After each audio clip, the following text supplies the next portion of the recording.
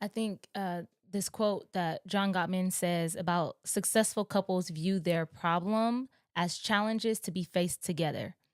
Ooh, And I see a lot of couples have this mindset of, okay, no, that's your problem that you need to figure out, or this is happening, yes. rather understanding that no matter what it is, like we're one, right? That's with your bank account, that's emotionally what we dealing with, what you dealing with. I carry that too, and vice versa.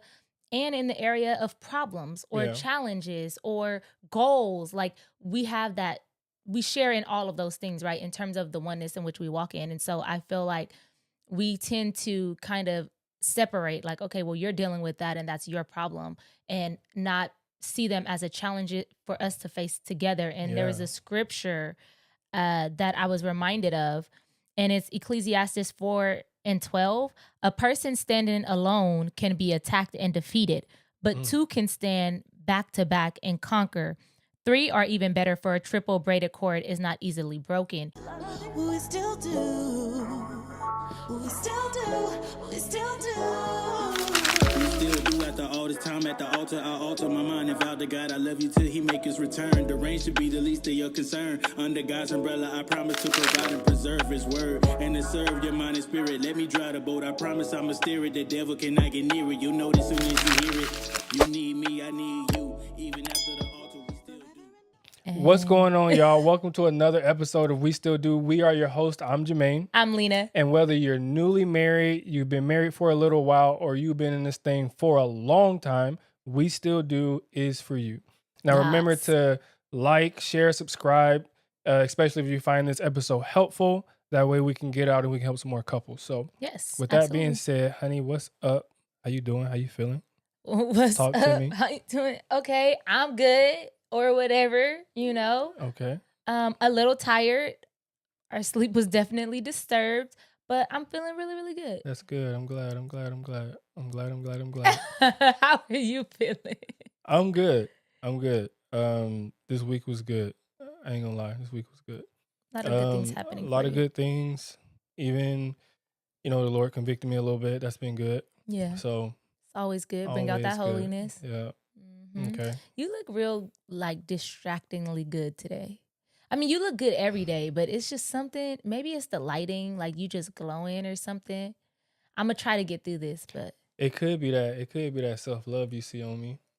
Just taking care of myself. I actually Oh no, that was a shameless plug, man. Shout out there. okay. Shout out to my dog Retro, man. Self-love merch for sure. Today, we're still talking about commitment, but we also want to talk about something that often gets overlooked when we talk about commitment is the fact that like conflict is inevitable. Yeah, And in order to like stay committed, you have to have this persevering spirit about you. yeah, for And sure. so that's kind of what we, want to talk about today. So I'll just kind of let you kick it off. Like, tell me about like the need for perseverance right now in marriage. I think there's always a need because there's different seasons. There's a season for everything, and you're always gonna go through things, whether that's highs or lows, good or bads. And so, in order to be and stay committed and to persevere, I mean, that's the only thing that's gonna get you to the end. And by end, I mean like till death do us part. So I believe that commitment and perseverance kind of go hand in hand, the way that I view it. So yeah, and Okay. conflict is obviously is a part of that. I don't think conflict is a season. I think conflict we deal with in marriage often. Mhm. Some, it may be a little bit more than others, but it's how you navigate that, um, in terms of your level of commitment and your perseverance, Okay. And your so perspective too. I think it's good to just address like kind of like your perspective on conflict because depending on how you see conflict, it also um it influences how you show up when you get in conflict. For So sure. I just want to ask you like how do you see conflict?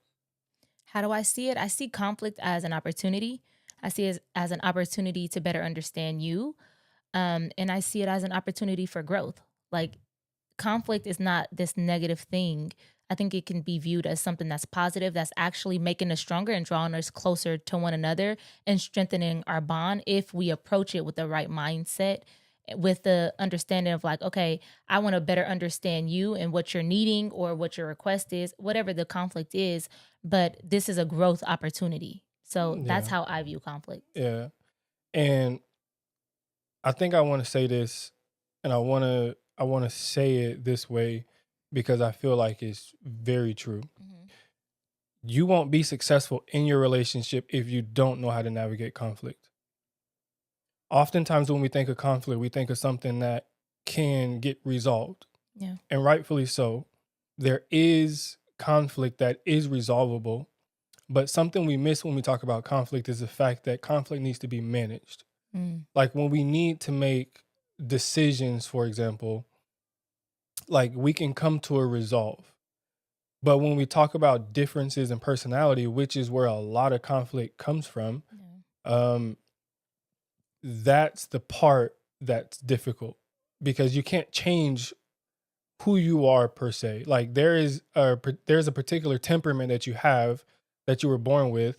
You know, some people might be more prone to run towards conflict because they want to address it. They want to, attack it head on. Mm-hmm. And then you have some people who just naturally don't like conflict. They're Yeah. more, Avoiding. yeah, like conflict avoidant.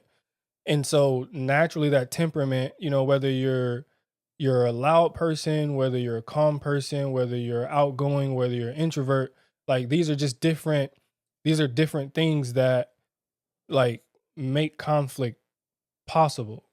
I think well, I guess even two people who are the same can have Oh, conflict. for sure. But like I think of that because when I work with couples, especially in therapy, a lot of times they get stuck on something that isn't necessarily resolvable. It's more about just managing that.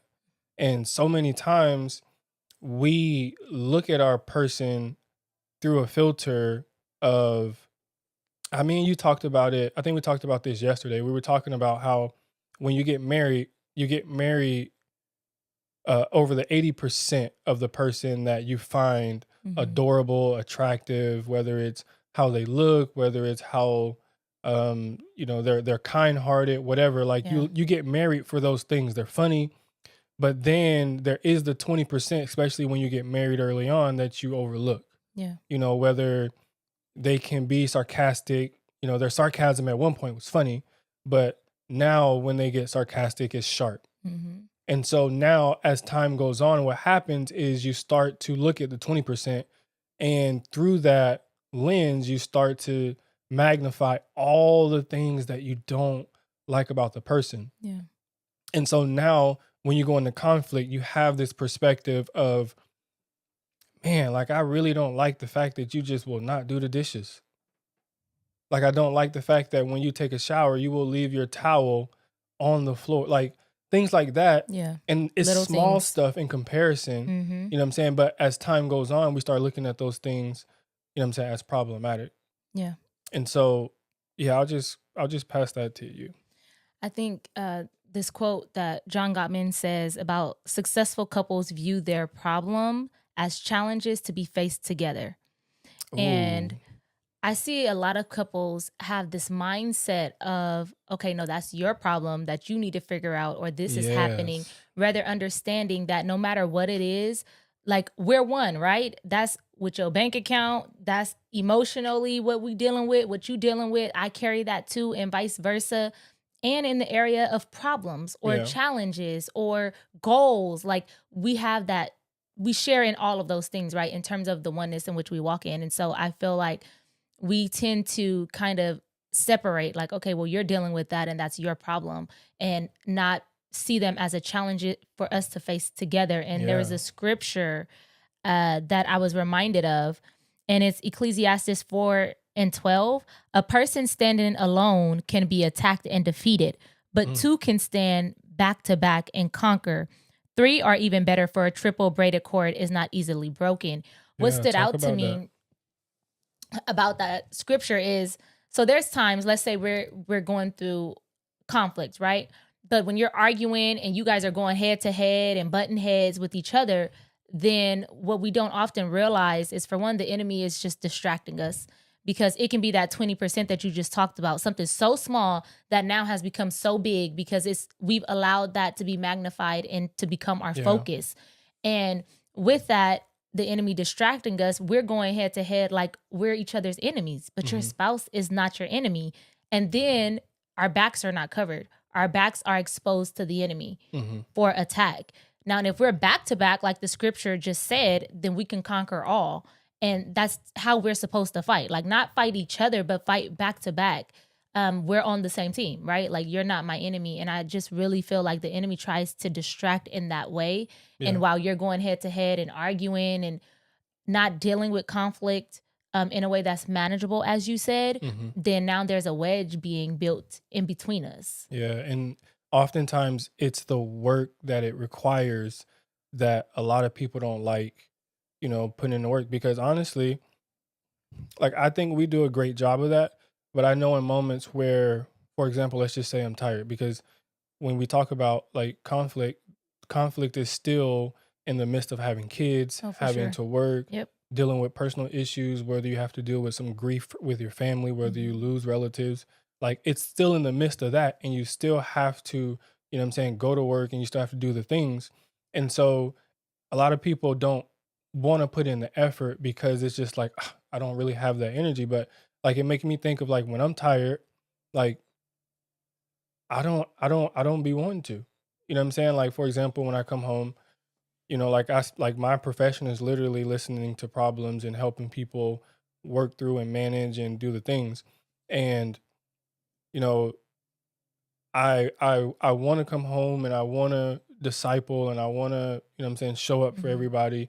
And there's nights where I do that better than others, but then there's nights where like I'm just sitting at the table at dinner and I'm fried.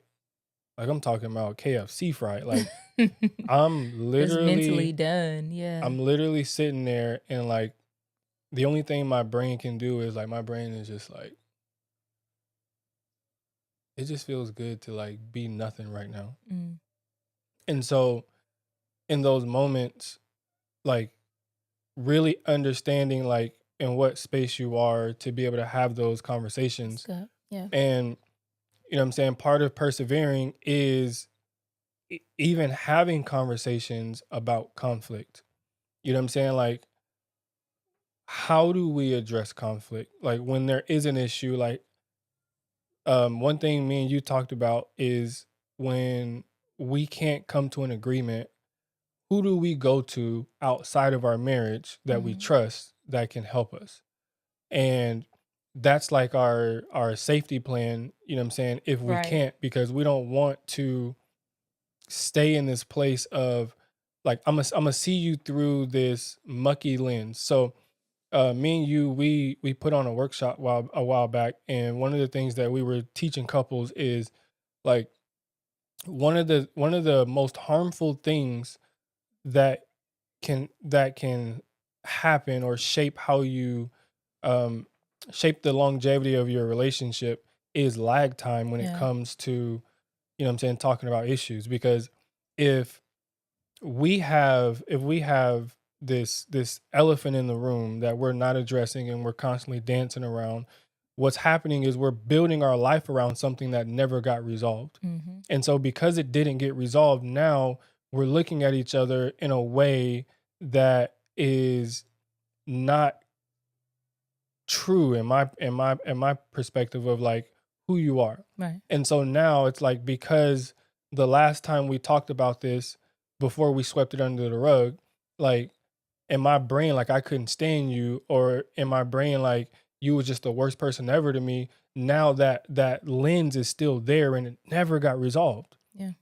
And so when it comes to conflict, like, we have to be quick, you know what I'm saying, to address that, because if we don't, No. that's how we, I believe it's Ephesians 4 and 26, Yeah. where it talks about, the devil having a foothold on you, Yeah. you know what I'm saying, because there is this anger that's still lingering.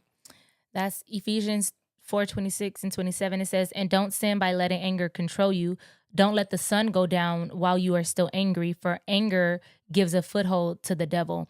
And I know this is something that, like, don't let the, we say a lot, don't let the sun go down. And then you see those memes and it's like, here we are, both of us up because we don't want to let the sun go down on our anger. So we just looking at each other. That's crazy. And I don't think it's more so in a literal sense, right? But I do believe, like you said, there's some conflicts that we just have to manage and some things will not be resolved overnight. But I think it's the posture of your heart of like allowing that anger to control you and become sinful. And now it's a bitterness and now you're resenting your spouse. And now the enemy does have a foothold because for one, as women, I can only speak as a woman, we will let our minds run wild with whatever thought and scenario, assumption that, whatever story we tell ourselves about that scenario, if that's not resolved in terms of conflict.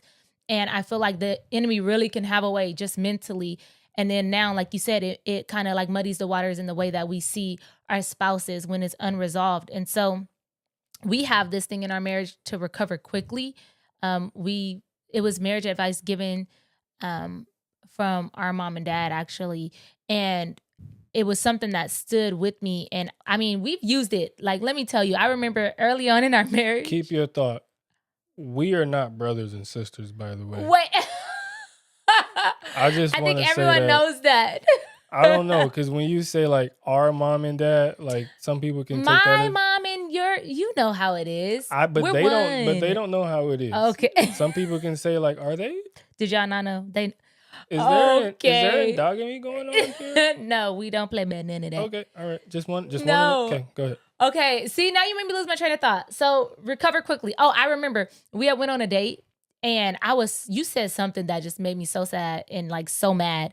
And I remember like we have this thing, we were literally on our way to a date and I'm like, what makes you think that I want to go on a date with you? You know what I mean? Why would I now want to go on a date with you? And you was like, you grabbed my hand and then you prayed and it was just like, I can't even be mad. Like, I can't even be mad at you while you praying for me. So if you ever want to resolve your conflict, just grab their hand and just go on and pray. Because I feel like in that moment, it did shift something and we went on and we enjoyed our date. But the point is to recover quickly is to not let that moment ruin the day, ruin your mood, ruin weeks to come because you're holding on to this anger or this resentment.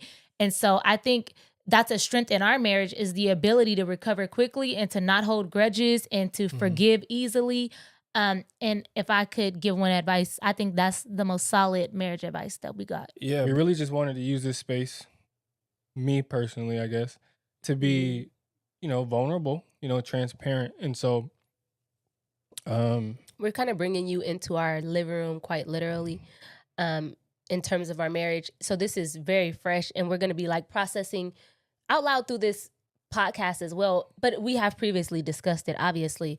But when we were talking about it, I was like, this would be a great conversation to have on our podcast because I feel like so many couples can relate of just how to address and have the hard conversations and the heart-to-heart conversations.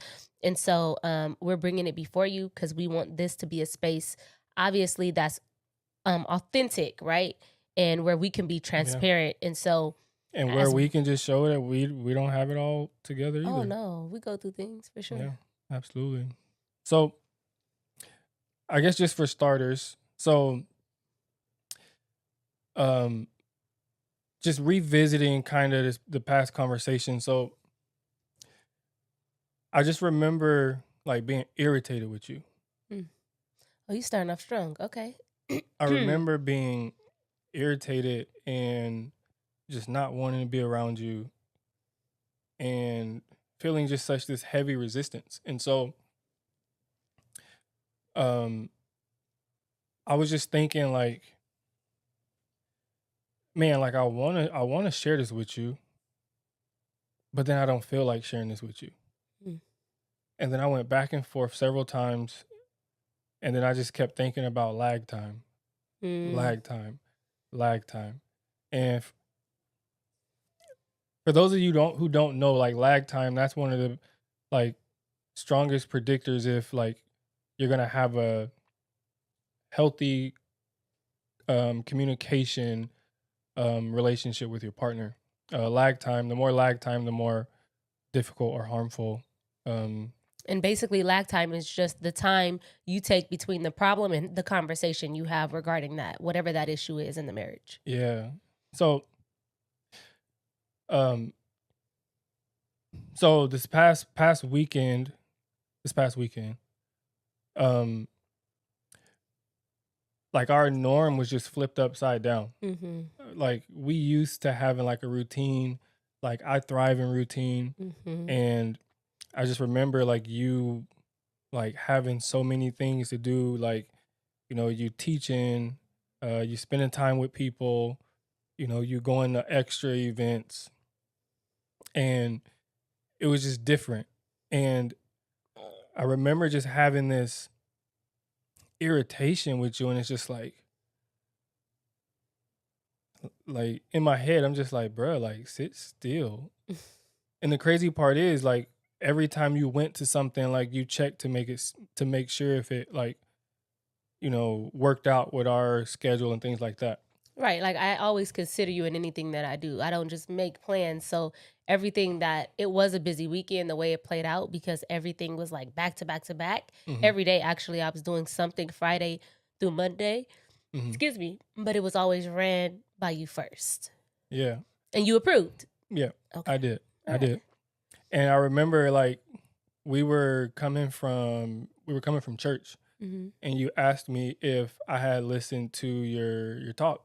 Mm. The I did. message. I led a women's Bible study on Friday. Yeah, and so I had shared nah, and you was like, "Oh, that hurt," and I had remember telling you like, "I'm just not in the right headspace," Mm-hmm. and so And I in just that moment, you couldn't elaborate because I was like, what does that mean? You're not in the right headspace. Like, I'm still in the dark. Like, I didn't, you know what I yeah, mean? Like, what are you talking about? So, yeah, you was in the dark, and so I couldn't share with you then because I was still trying to figure out exactly what was the problem. mm, Like I just know I'm irritated with you. I know like um I didn't. It was hard to look you in the eyes because I know if I look you in the eyes, you're going, you know, see something, and now your mind is going, and so it was just even hard to look you in your eyes, because I didn't want to make you feel like you were the problem.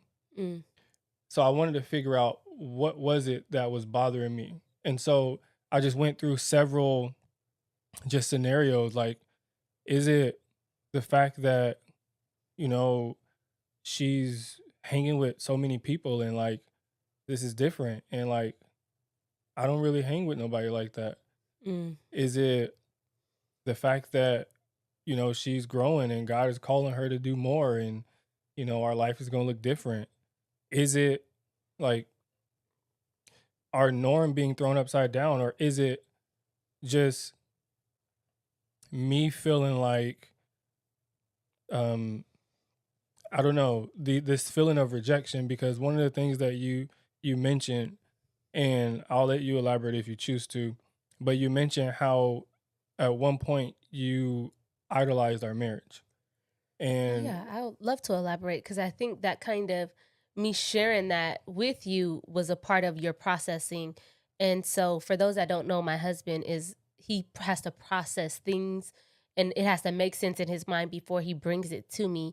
This time, he actually brought me in on the processing. yeah, So, you were still processing, but you brought me in. And I think it was maybe last week um, that the Lord actually revealed this to me. And so I had, I guess a lot of things were surfacing because it was part of my teaching in the Bible study that I did, but I was sharing of this dry season that I went through postpartum with our daughter and just like where I was spiritually. And it was like a really dry season. And my husband had to spiritually carry me for a lot of that. And extremely grateful. His devotion to the Lord was very convicting for me. But in the same time, with where I was, it was such a dark place and I was depressed and there was just so much going on that I didn't have my prayer life. Like there was no prayer life. There was no reading. There was no worship time. Like, to do these things, but when you're in such a dark place, it doesn't happen, right? hmm And what the Lord revealed to me later on, more actually in now time, in real time, about that season, which was almost 2 years ago, was that I had made an idol out of our marriage. And I was just like, wow, like I would never would have thought like that I made an idol out of our marriage. But an idol is anything that is exalted above the Lord. And in that season, I was still intentional about date nights. I was still intentional about intimacy. I was still intentional about communicating, but had nothing to offer the Lord. And so in that season, our marriage was made an idol. And I think when I shared that with you of like this discovery that I just discovered, it almost made you feel like it was a current thing, like that I currently was not trying to make our marriage an idol. Is that how you received it? Or tell me about that. Yes, but it was like my process is like, okay, well, she's made our marriage an idol, and so now she wants to, draw closer to God, and you have a mentor now, and so now like when you have any questions, you want to go to your mentor, so you're talking, and then you have a younger sister who, y'all doing great things when it comes to like growth in your spiritual life, and then you got your best friends, and then it's like, like you're talking to these people, you're doing more stuff, and so it's like, okay, if you felt like you were idolizing our marriage and you don't want to do that anymore, so now it's like I'm gonna really push towards these spiritual things and kind of decreasing what I'm doing when it In the comes to marriage. our marriage. And so like what I noticed was like every time like almost like every time I woke up and I came back, from doing what I do, like, spending time with the Lord, going to the gym, like I would notice like you're on your phone and it's like like you multitasking, like you'll spend your time with the Lord, but it's like outside of that, like every moment you get is like you're on the phone doing something. Mm-hmm. And I'm noticing you sending voice messages and you sending text and it's like all the things. And it's like the thought that came to mind is like, oh, I know what it is now. Like the irritation that I felt, it wasn't because, you know, like God is growing you, you're growing spiritually. It's not that you have these amazing relationships, you know what I'm saying, which is one of the things that you prayed for, Yeah. but it was the fact that I felt like I was getting neglected. Mm. Because it's like when you spend time with these people, you're not on your phone. And I know that you're not necessarily on your phone because you'll tell me like, "Hey, I'm doing this, like can I call you back?" Mm-hmm. And so I know if you telling me that, then you ain't really finna pick up for nobody else. But when we're at home, because I go to work and I'm, talking with people all day and I come back, like you and Jalen, like y'all greet me and like, all the things. But it's like as we're spending time, like you're still talking to them. Mm-hmm. And so it's almost like distracted time. So it's like not only do they get you when you're there with them, but they also get part of you while you're here. Wow. And so like it didn't click in my brain until I thought like, man, like I have such a limited time with my family. So when I come home, like I'm not on my phone. Or at least I try my best not to be. During this time specifically, you had made that a goal of yours to not be on your phone as much, which made Yes. you hyper aware of the fact when I was on mine, Yes. right? That's something we were discussing as we were processing this. But I do know that we do have like our strict no phone zones. Like when we have dinner, we don't have phones. Or when we get into bed, Mhm. there's no phones. So, but I understand what you were saying because I actually have been praying about that. Like, okay, well, there is this pool, of course, of like, praying for people, voice memo, encouraging people, ministering, mentors, all the things, spiritual mom. Like I'm having all these different conversations, but like, okay, Lord, help me to steward the relationships well, but also still to prioritize what matters most. Mhm. So I was kind of already feeling that tug before this conversation came into play. And so it Mhm. just kind of confirmed some things. But how, I guess, did you, in processing that, I know it was like maybe 2 days you were feeling this. Was it 2 days where you're processing this? Like, what was the point where you were like, "I Um gotta bring her in on this process"? uh it was after like I initially like when I started feeling it, like I know this is a conversation we need to have, but when you ask the question, did I hear, your message that you Mhm. gave at the Bible study? And I told you no, and you said that hurts. And it's like, okay, like I know why I haven't listened to it yet. You don't. Right. And so it's like, no, no, no, like I don't want you to be hurt. Like I actually want to give what you say my attention, and where I am now, I can't give that attention, because when I listen to it, like I won't listen from like an open heart. And so it was at that moment where it was just like, okay, Lord, like help me, like, like help me put this together so I can present it to her, because I don't want to say something to you and now like in your mind, because I know how you are when I say things Mhm. to you, I don't want you going chasing rabbits when it's not really what I meant to say. Right. So even the fact that you give me that time to process and okay with a slight delay if I need to process it is very helpful for me. So I knew at that time I needed to share it with you. And so one of the things that kept me from actually sharing it is just this feeling of like I don't know how she gonna take this. Like, because she just said like our marriage was an idol. Like she's trying to, like she's growing spiritually. She's really like doing the things to grow spiritually. And I don't want her to feel like I'm telling her to slow down or to stop. You know what I'm saying? Like, so I'm really trying to figure out how to say it so it's not said in a way that's discouraging you from feeling like you can't have like a strong relationship with Christ and a strong marriage. And part of that, like, to bring you in my process mentally of like, okay, as I'm hearing this, I'm like, okay, for one, just be present in the conversation, right? Like, don't listen to respond. Like, let me actively listen to what you're telling me, and to hear your heart, and to create a safe space for that to be able to happen. Especially because this is one of the first times you actually brought me in on the processing. Usually you got to process and then you'll come to me. But I think worth mentioning is like during this time of you processing, we were intimate, we had a date night. So it's like all these things are still moving, but yet you're still feeling this form of like being pushed aside or neglected. And so even though all these things are happening, you can still feel when something's off. You know what I mean? Hmm. And for me as a woman, it's like, okay, in my mind, I'm thinking it's me, like just automatically, right? Like if you bothered or thrown off by something that you can't tell me about it, then I know you need time to process. But in my mind, I'm gonna think it's something I did, you know? Hmm. And in that moment when we were walking and we were talking, like part of it was like, okay, like I don't understand because I am a stay-at-home wife and mom, and I'm so blessed to be able to serve and minister to you guys, and I do that, like, 7 days, Hmm.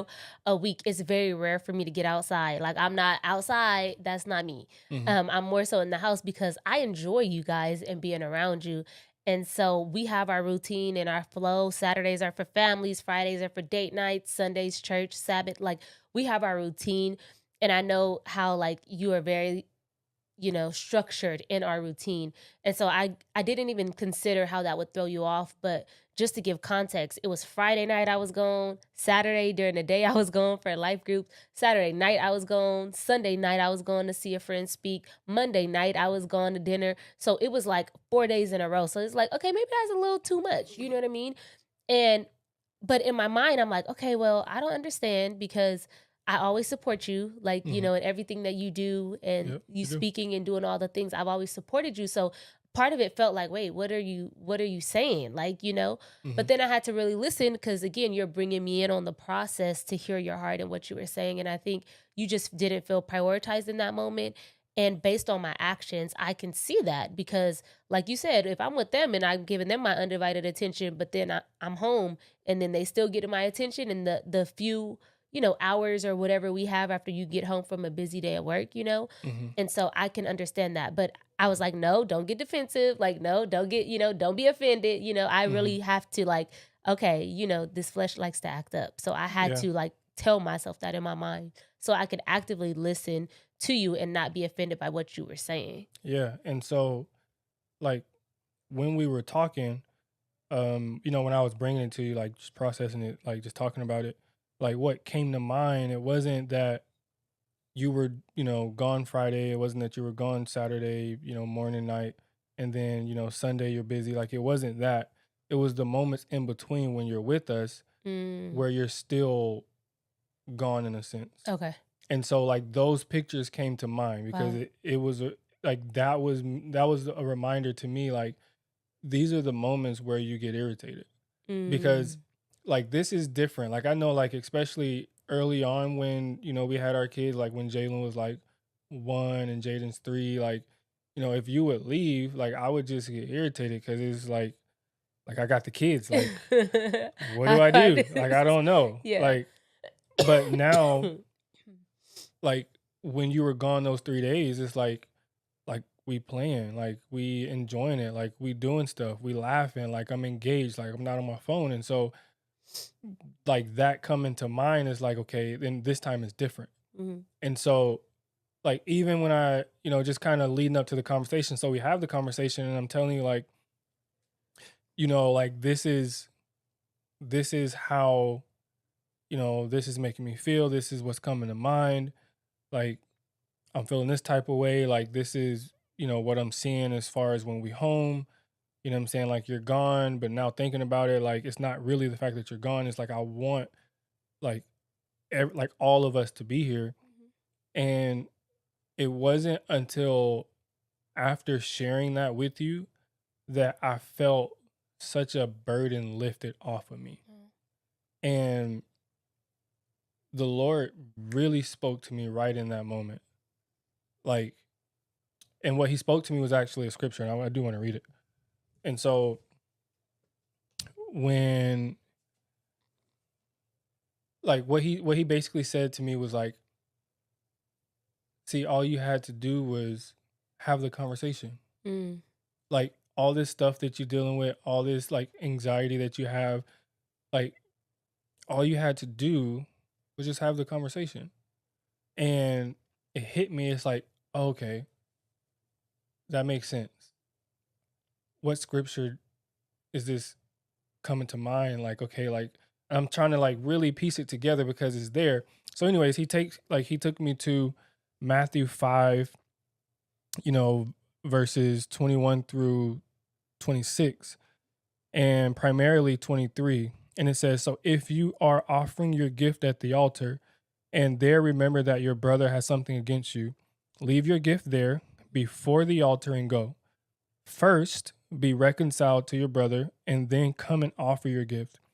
Come to terms quickly with your accuser while you are going with him to court, lest your accuser hand you over to the judge and the judge to the guard, and you be put in prison. Truly, I say to you, you will never get out until you have paid the last penny. And so what really stuck out to me was like, I have this issue with you, and like it's coming to mind so much. Like I'm irritated with you. And when I pray, like I'm praying, but then this comes to mind. Like you laughing and I don't want to laugh with you because I'm irritated. And this comes to mind. I can't even say it with you. Like I feel like I'm loyal to the point where because I can't laugh with you, I feel almost fake when somebody else says something that's funny and I can't laugh. Wow. Cause you like, I'm not right with my wife. I can't laugh at your joke. Yeah, it's so weird. It's like it almost makes me feel kind of fake a little bit. But I feel secure. Like, so that verse came to mind. It's like I have this problem with you, and it was almost like I'm almost stuck in this prison in my mind with this irritation. It's like I can't really do much. I can't really, be honest. Like we, we're intimate and we notice the shift. Like, great time. I was about to say great time. Real great time. Great time. Great time. But we ain't saying that now. It was still different though. Yeah, you can still feel it. Like, so because of that, it's like, dang, like I'm just like, bro, this feeling sucks. Like I don't want to really engage in conversation. Like I don't really want to look her in the eyes when I like looking her in the eyes because she's gonna notice something's off and then she's gonna ask me and I'm gonna tell her I'm good because I don't really want to talk about it right now and I really don't want her mind to wonder and figure out like, well, what is it? Because it's something. Like, so really just trying to keep this poker face while I try to figure it out, but also not wanting you to get like in your head and going down all these different things you could have done wrong when it really was just me and me trying to figure out, me trying to communicate what's an issue for me. And so like it just hit me like, man, like how many people are struggling in a marriage because they won't have that one conversation. And it was like, Lord, like, for one, first, help me, Yeah.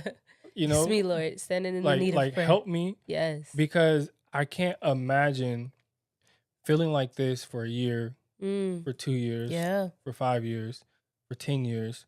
Then when our kids get out, then Not we even divorce, recognizing and knowing who that person is. and not even realizing that it was just one conversation that Ooh, led to the that's good, next. honey. And I just wanted to kind of give you just an overall view of kind of where we're going. Because in today's time, there is this rest that makes marriage beautiful, especially when it's healthy. Because you can be having conflict with your partner and still have a rest in your marriage.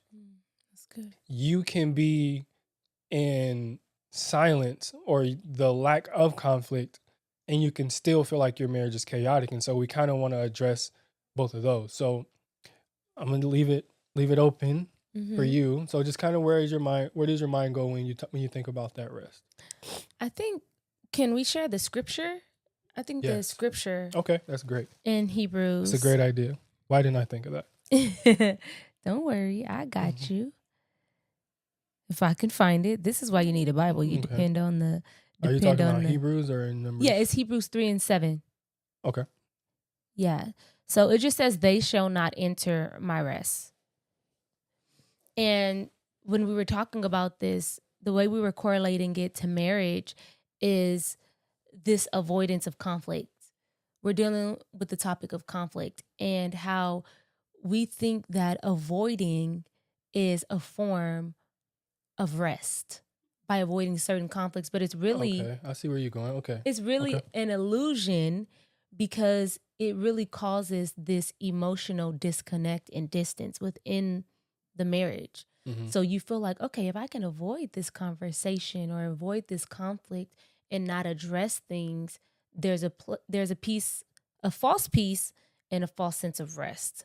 And Yeah. so I just think about the Israelites and how they were on this journey in the wilderness. There's this promised land that was promised to them that they knew, Mhm. but they wandered and they had to revisit again and again. They wandered because of their murmuring, because of their complaining, because of their disobedience, and because of their lack of faith. Yeah. And so I think what has stood out to me in this verse is just how the lack of rest was tied to their disobedience and unbelief. Yeah. That's powerful. Because when I hear you say that, like it make me think of like, okay, like they have a promise already Mm-hmm. from God to enter this land, and they're coming from Egypt, they're coming from slavery.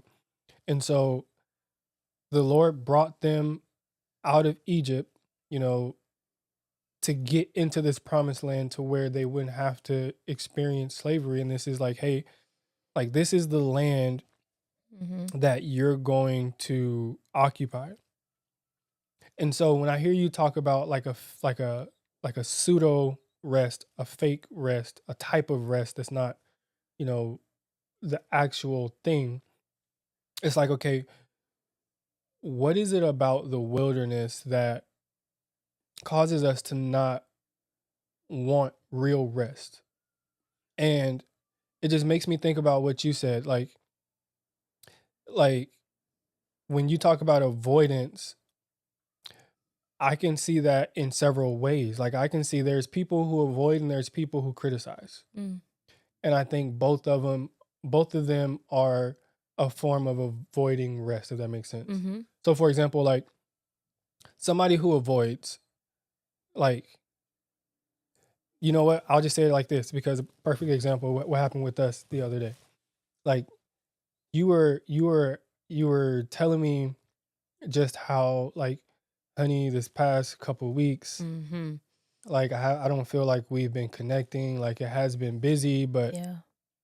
we haven't done our morning routine of just talking, and like you haven't been calling me on breaks, and I get it because you've been busy, but I really just want more of your time. And in my head, I'm talked out. Like I'm talking with clients all day, and I'm just like, okay, all right, I got you. And that was me trying to get out of the conversation. Mm-hmm. I'll admit it now. Mm-hmm. I didn't want to I admit knew a it thing. then. I didn't want to admit a thing. But it was me not wanting to be in that conversation, and there was this emotional disconnection between us, because what you're saying is, honey, there is this rest that I feel when we are talking, when we are connecting, and this is a moment, like almost like a wilderness moment, where we feel this dryness, and I want to address it Mhm. because I want to feel this connection. I want to feel this rest. I want to feel like I'm in this place of safety and closeness, Yeah. and you're not giving me that. And so my avoidance was a false rest, because in the moment I'm like, okay, bro, let's stop talking about it. Like I'm Mhm. tired. Like we 'Cause you good. didn't want to have the Like conversation. let's just chop it up. Like I'm not like, okay, I got you. I love you. I apologize. Whatever. Like just trying to shut it up. You know what I'm Mhm. saying? So that is a form of like fake rest. Like it's not real rest, because like we haven't resolved anything. And so there's this underlying tension Mhm. that, we talked about a little bit later. And, I had to smooth some things over and, do my Mac Daddy thing and kind of talk to you. Get out of here. I don't know. Back in high school, they used to call me Mac Main. That's for free. But Oh my gosh. that's not me anymore. So, Mm. like a fake rest. But then you have those who are like critical. And when they do feel this sense of like disconnection, they do move towards, but it's in the form of criticism. So it comes off as anger rather than like uh sadness. So for example, I was talking with this couple that I was doing premarital counseling with, and one of them said, like, okay, because we were talking about like your because of your relational dynamics, your Achilles heel, like what can damage your relationship is criticism. And one of the people were like, man, I really just love being critical. Like that's kind of how I can get across my sarcastic jokes. And sometimes they be funny. So I like saying them. And so, we're kind of talking, and because it's premarital, like the problems aren't that difficult. Yeah. They're just Early on starting to get still. into it. So I can talk a little bit more than like actually working on stuck points. Mhm. So one of the things I shared was research, especially by like one of the founding marital researchers in the world, found that criticism was one of the predictors of divorce. Like it might not be like the top one out of the four, It's in there. but when criticism is there, like that leads to divorce. And the question is why? Because when you criticize, that is a way of putting distance between you and your partner. Like you criticize because something bothered you and you want them to feel what you feel. Just like with the Israelites in the wilderness, like they're complaining, murmuring, you know what I'm saying, to Moses. Yeah. And because of that, that revealed their heart towards God and what God had promised them. And so because they're in the wilderness, it's like, bro, we would have been better off in Egypt. Like, why are we here? Yeah. You know what I'm Which saying? is crazy when you think about it, because they literally were in slavery, Crazy. and the way that they were being treated, Yeah. the amount of work they were doing, being beaten. Like, you want to go back to that?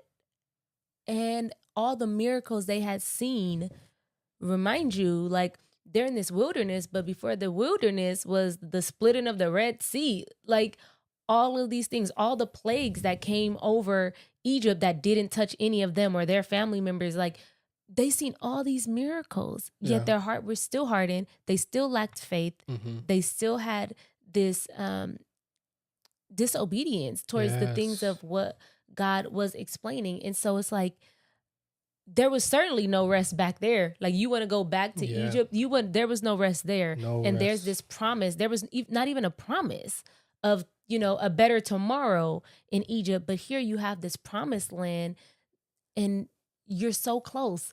40 years, and don't quote me, but I was looking it up, It and wasn't supposed to be more than then 2 weeks, like yeah. 11 days. Like, journey that Like, took it's them a 40 big difference. years. Big difference. But how do we correlate that to marriage in terms of certain conflicts that come up where 2 weeks, 2 days, 2 months, 2 Yeah. years, we're still wandering around the same conflict or the same issue without any resolution? Yeah, but I think you kind of touched on it when you talked about there's this unbelief in what God can do in your relationship. Yeah. Oftentimes when we get in conflict, we go in survival mode, and we because we're trying to survive in the moment, because like this is uncomfortable, it doesn't feel safe, and because I want to get out of it, it's hard to see God in those moments. And so we don't necessarily think in those moments, we just react. And because of this unbelief that we have, like, there's this disobedience to what God has called us to do in marriage. You know, this grace that we're supposed to have in marriage. Like, and the reason we wander around the same thing is because this hardness of heart, which is what you mentioned. Because when there's this hardness of heart, like, I was trying to figure out a way to explain it, but when we have this hardness of heart, it's almost like what comes to mind is like stubbornness in a sense. Yeah. Like when you wanted me, like when you were telling me like, honey, like I just want more of your time. And I'm like, okay, yeah, all right, I got you. I apologize. Like, that was a hardened heart, because in that moment, it's like, I'm not letting any of that penetrate. Like, I'm not letting any of that in. And so when we talk about, like, you know, the Israelites' failure to trust and follow God, trust the plan that God has in marriage, like when we talk about this unity and this oneness that we're supposed to have, a hardness of heart prevents that from happening. Because when you talk about unity, there has to be some flow between you and I for us to be one. And that flow is not possible when we are hardened within our hearts towards one another. You know what I'm saying? So now, instead of getting to the promised land in a matter of days, now it's taking years. You know what I'm saying? Now we have to go over the same thing. And the problem is, especially in marriage, when we have certain issues that we dance over, whether you're the critical person and you got criticism after criticism, sarcasm after sarcasm, whether you're the person that sweeps it under the rug and now it looks like it's a mountain under this rug that doesn't even cover all of the mess. What happens is, now it's a matter of like programming yourself to respond the same way. So if me and you don't really have the conversation about like, okay, honey, like in that moment, like I wasn't there, like I apologize, like I'm sorry for treating you, you know, or not turning towards you in that moment. Like, if we don't have that reconciliation conversation, then we're going to, every time you get, every time you feel like there's this distance and you want closeness and there's a need that you have, and my response is, okay, yeah, all right. You know what I'm saying? Like, it becomes programmed. Yeah. And now we're conditioning each other on how to respond in a negative way. So now there's this fake peace, because the false peace comes from not doing the work. One of the things the Israelites had to do was they had to persevere. And so the author of Hebrews is telling them like, hey, like, I need you to persevere. I need you to continue. I need you to continue to like deny the influence of what is around you. And I need you to hold on to your confidence and hope in Jesus. Because if you don't, what happened to them is no comparison to what will happen to you if you turn away from Christ. Yeah. And so there has to be this working through, you know what I'm saying? Like, it's different if you come home from a long day of work and you get to rest versus if you've been at home all day and then it's 7:00 and now you get to rest. And I'm not even talking about like people who stay at home and take care of kids, because listen, that's just as hard, if not harder, of working a manual labor job. It is. Listen, Especially if you got kids. Listen, y'all, I'll be coming home sometimes. I'll be looking at my wife. She be looking just as drained as me. I'm like, listen, let's rock, paper, scissors on who's gonna do what. I know. Neither We one literally of us will got be it. like, where's your battery today? Neither one Where of us you got at? it. You know what I'm saying? So that is even important when you talk about like conflict. Like, where's your battery? Is this a good time to have the conversation? You know, so what we you know are talking about is this false peace, but there is this true peace that we can experience when we work through conflict.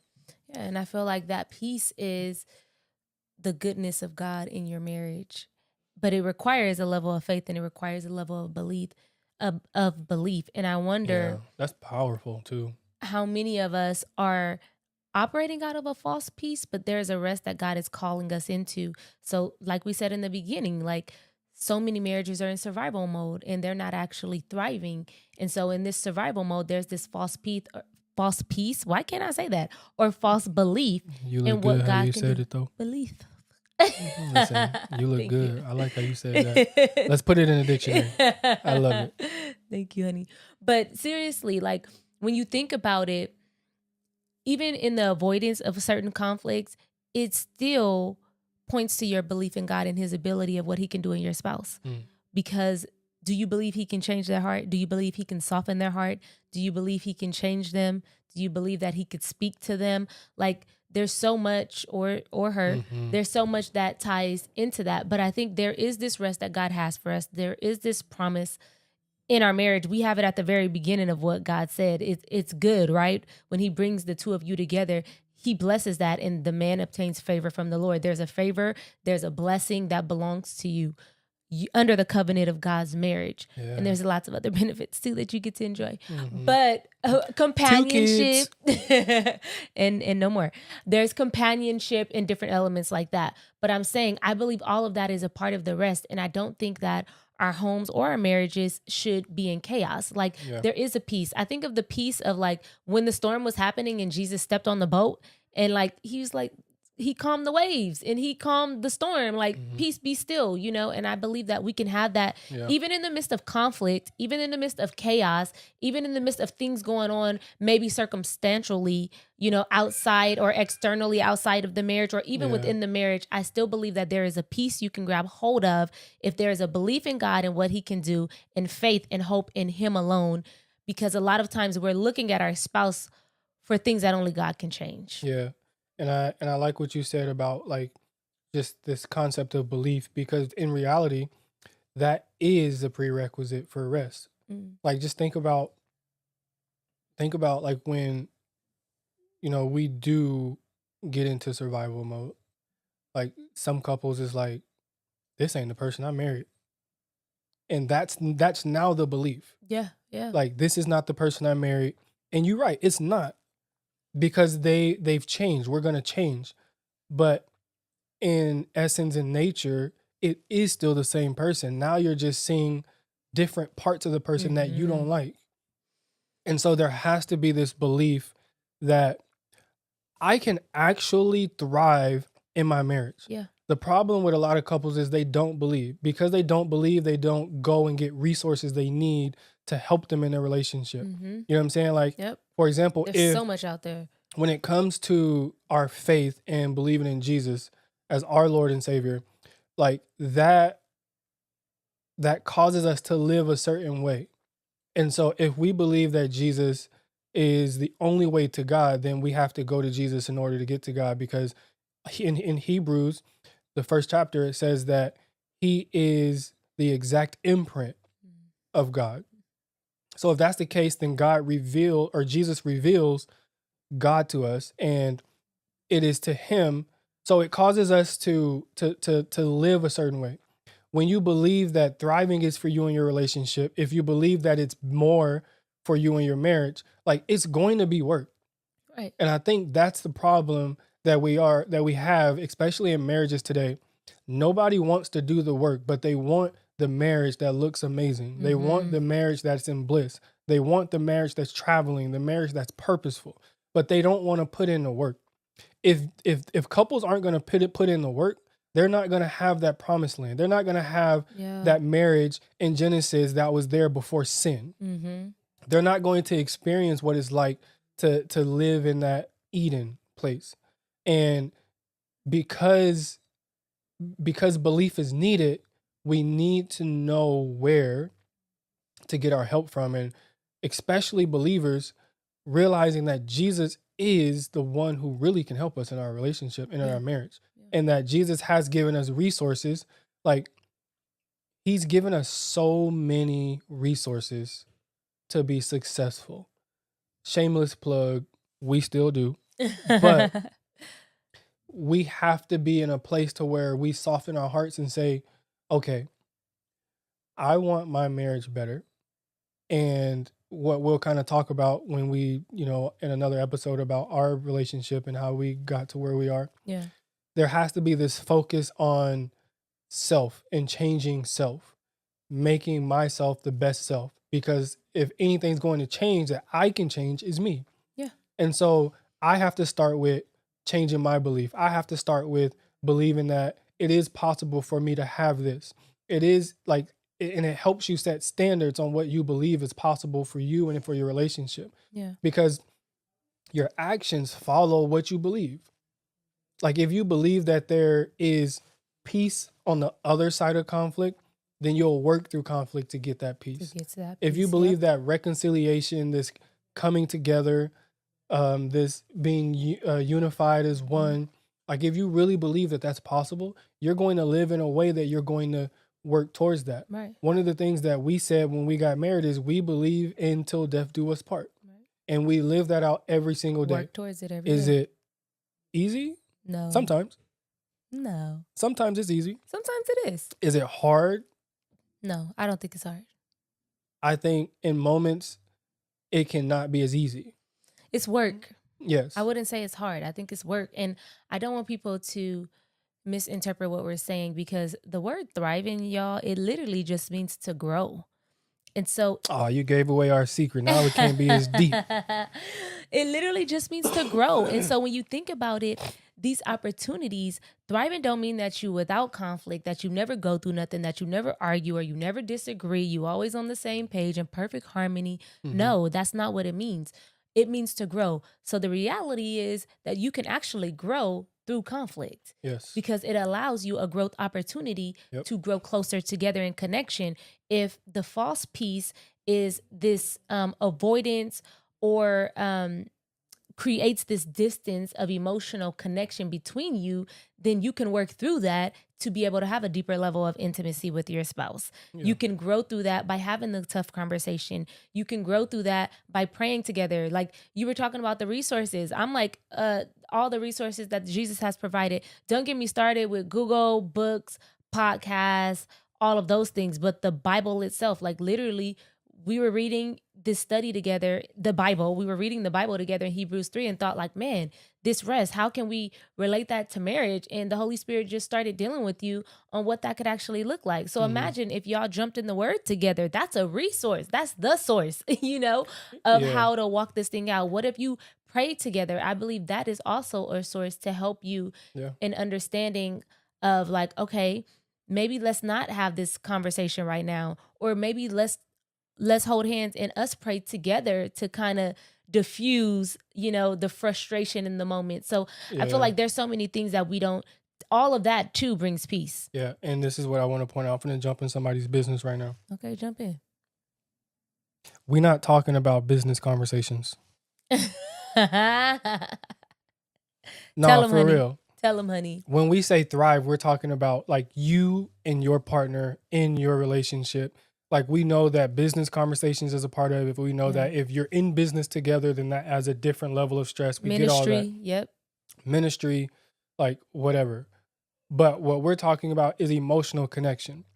And because of how busy our world is in America, because you have to do more to get more, you have to put in better systems to be more efficient with your time, and that takes brain energy and et cetera. Oftentimes we don't want to be in a relationship and do the work. We'll put in the work in business. It's like one more thing. Yep. We'll make extra effort to do the things for the kids. You know what I'm saying? We'll make sure we prioritize our hobbies. But because this is somebody who we're comfortable with and it's just my wife, like it's just my wife or it's just my husband, like that takes away from the intentionality. And a lot of y'all wonder why you get to a place of not knowing how you got this far apart in the first place. And I want you to be able to go back and I want you to evaluate you, not your partner. I want you to evaluate you. What am I doing to cause emotional distance? That's good, honey. Because here's the thing. You can have all the success. You can have all the goals. You can have all the hobbies, all the money. there comes a point where you look back on your life and you look at, who can I enjoy this with? Who can I spend this money with? Who can I talk to about the business? Who can I feel emotionally connected with? Like, there's so many studies that are done that when like the elderly population is interviewed, one of the things that they say they wish they would have prioritized more is their relationship with their close others. Because when you go through all the things in life, it is that relationship that is this that can help you navigate it. Like, it's your relationship with Jesus that is an anchor for you, which is also in Hebrews 6. Like, it's an anchor for your soul. Mm-hmm. Okay, that's my wife. Yes. That's my wife verse. Yes. Sidebar, I 6:19. painted her a picture when we were first dating. Had her You anchored ever did? since. Okay. Wow. Hebrews 6:19. It Hebrews is. 6:19. Yep. So, saying that to say, like, when we talk about like emotional connection, like, that's what we want you to grow in, because this life is not meant for us to be alone. You know what I'm saying? Even when God created the first human, he said it's not good for man to be alone. Mhm. So we need to find him somebody that he can do this life with. And so for you, prioritize emotional connection. Whatever wilderness, whatever mountain that you're walking around, whatever issue that you're avoiding talking about, whatever conversation or thing that your partner does that you feel that you need to be critical about because you really just want to feel more prioritized, like, have that conversation. Because is it scary to some? Yes. Is it triggering for some? Absolutely. But you're not going to have the marriage you want if you don't go through that process and go through that wilderness. And if I'm not mistaken, you can help me if I'm wrong. When they had to enter the promised land, they still had to, like, conquer the people who stayed in the promised land. Yeah. And But so it wasn't, they didn't make it. Like, they no, wandered you're in the right. They're wilderness. kids. That generation, that of the unbelieving Yeah. generation, Good catch. wandered in the wilderness till they died off. So the next generation can enter Yeah. that promised land. But yes, you are correct. Yes. So the next generation, and they still had to go through conflict to possess the land. Yeah, that's good, So honey. you're Yep. going to have to go through conflict if you want to thrive. Because if you really see yourself as, like, till death do us part, that's not an absence of conflict. Yeah. Conflict doesn't mean that there's a problem. Conflict just means that you're different. Excuse me. That was awkward. And so if you change your perspective on what conflict is, it makes conflict less scary. Yeah. And so that's all I got. I know I went on a little riff, but No, that's good. I think that there is a promise. There's already a promise spoken over your marriage that you can obtain, that you can enter into. There's a promised land. There's a place of rest. There is a peace that you can settle into and feel safe and feel secure and feel seen and feel heard. And so if you want to get to that place, don't wander, don't avoid, don't criticize. There is a way to go about it. And I think that ties into the marriage emotion that we're going to do for this week. Is actually going to be turning your complaint into gratitude. So whenever, whether it's to your spouse, to someone else, in your head, whenever there is a complaint about your spouse, turn that into gratitude and appreciation for your spouse. First, you're going to obviously acknowledge, right? Like, when you have this thought, you're going to acknowledge that, catch that thing. Then you're going to flip the script. Like, nah, okay, he don't ever do the dishes. You know what? I appreciate the fact that he works so hard to provide for us. And then take it a step further and actually share that with your spouse within that day, if it's in that moment or before the end of the day, but share with them what you appreciate about them. And the scripture I want to share with you is Hebrews 3:13. So I just want to say this. If you feel that you can't share that, your heart is hardened. And it's going to take intentional effort. It's going to take a willingness to be seen, to take a risk, to be able to share that with your partner. Hebrews 3:13. But encourage one another daily as long as it is called today, so that none of you may be hardened by sin's deceitfulness. So at the end of the week, I want you to reflect and choose when changing that perspective from complaint to gratitude and how it has affected your relationship and your connection as a couple.